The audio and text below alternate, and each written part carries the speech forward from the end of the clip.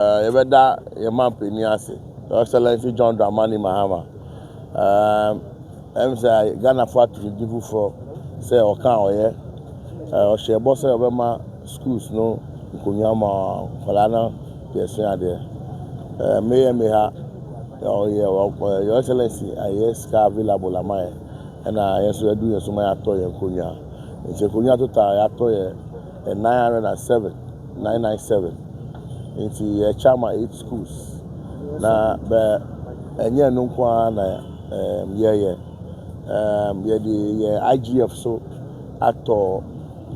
office equipment ne hospital equipment and working tools are for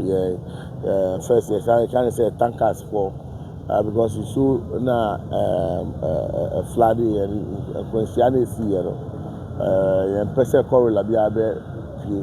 ti ato ehun nkikae na ye hu adwuma ansa na bibi money bi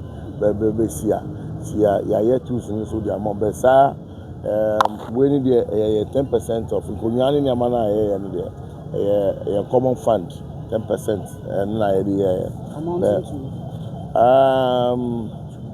2.2 million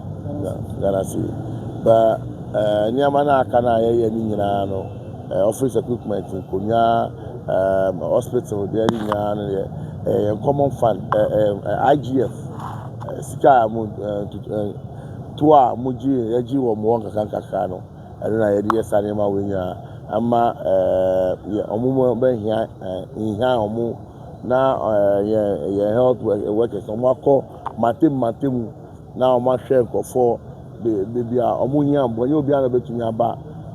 hospital you want penifo ofia omuhia say ye be ko Your Excellency per se yemfa healthcare ni ben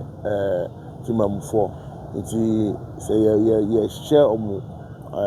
kutupa awon na they can do the work well make around because me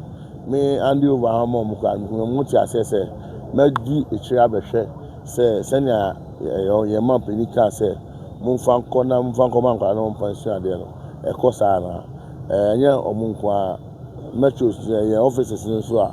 ewo metros no nyama ya amomo bia no me di etire me ntire omo da meba e bia me tire omo da meba na omaye but me ye on announcer me call round say na me call round e bia no me ye obi a me tra office che enti me call round akodi etire akodi